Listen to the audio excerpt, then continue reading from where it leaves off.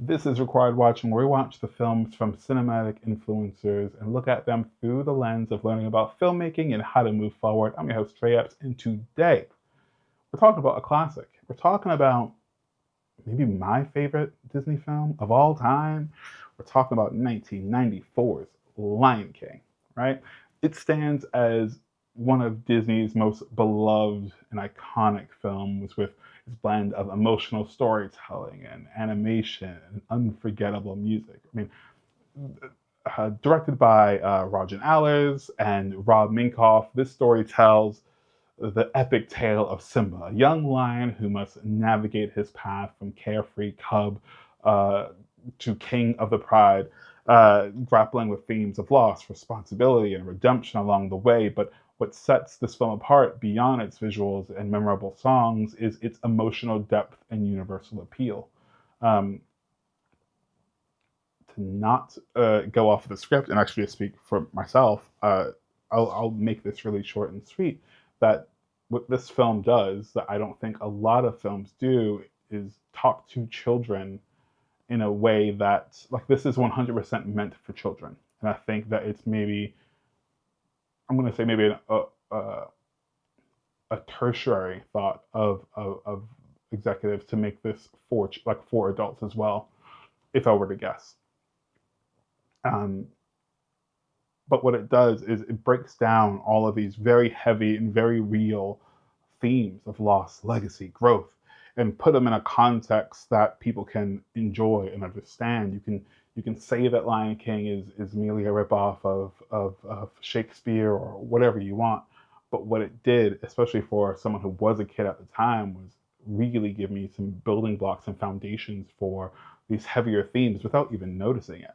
And as I have a kid now and he loves The Lion King, being able to pick apart the things that I picked up on and realize that I didn't even realize as an adult that I didn't even know what I was internalizing when watching this movie really felt like, I don't know, more of a nostalgia moment, but also just a real consideration for the power of films, for the power of these songs and performances. And for better or worse, when James Earl Jones passed away recently, whether you know him as the Darth Vader or as Mufasa, I think the importance with either one of those roles was that he was important to you because of those roles and because of the stories being told because of those roles. It's so, I think there's a reason people talk about Star Wars so much, almost annoyingly so. And that's because it certainly filled something within them. Even I think that may not even be able to articulate. And I think I have that same thing, and many people have that same thing with the Lion King. It talks about so much. I mean, even from like the basics of friendship and not getting stressed out, right?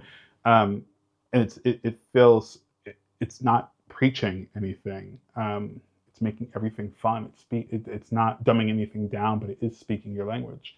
And I think it's 100% a required watch, and specifically because um, the reason why I wanted to do this is because of Simba's "I Want" song, which is "I just can't wait to be king," and I just didn't put it together at all, and maybe you have, but I didn't put together this idea of the character telling you exactly what they want and them getting it in a way that is really unexpected. And I'm not sure if I read this in a book.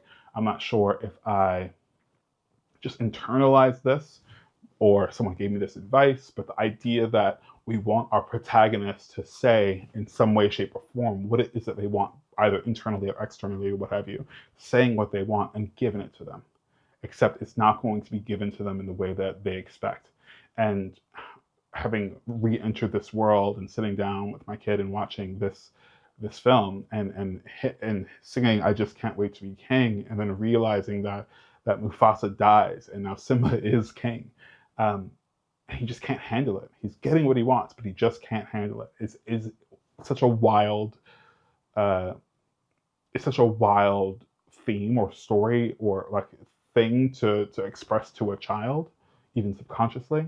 But it makes probably the most sense from a writing point of view, and I think that's why it's the gut, it's the stab to the heart, right? That's why it's so emotional. Where you see this kid saying, I want to be an adult now. I want this. I want what I am.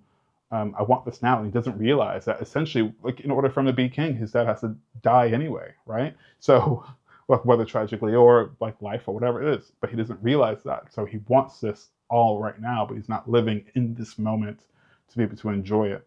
Enjoy not only being a kid, but enjoy his parents, enjoy how life is stable now. And instead, when Mufasa dies tragically, his world is sent into chaos, and it's not into that journey. I remember being a kid and loving Pumbaa and Timon, and loving Hakuna Matata, and loving that he was able to escape and have this fun. But then uh, when he has to come back and accept this responsibility and quite literally wear the crown, um, it's a hard thing for him to do and accept and get over that guilt.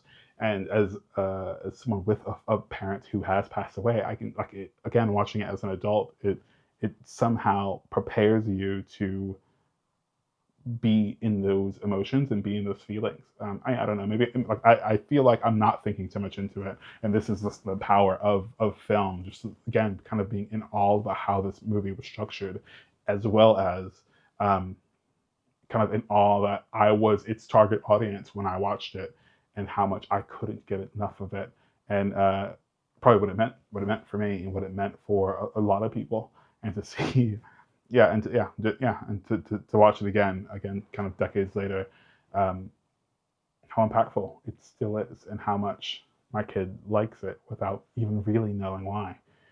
Although he does like Scar, so we may need to talk about that, but whatever, that's for a different thing. Anyways, what did you think of The Lion King? I'm sure you've watched it, but what am I missing? Like, I didn't get into the lore of it all, but what do you think of it as an adult? If you are one, I hope you are one. Did you see it? I would be really interested in someone who hasn't seen it as a child, but did see it as an adult, and what that experience was like for you. Because I can completely see why, like, if you were an adult, how your perception of this movie changes, whether you have kids or you don't have kids, or where you're at in life. So I'd be really interested. Anyways, if you've made it this far, please like and subscribe. This is a film club, so make sure you leave a movie recommendation, and I'll be sure to get to it as soon as I can. And until next time.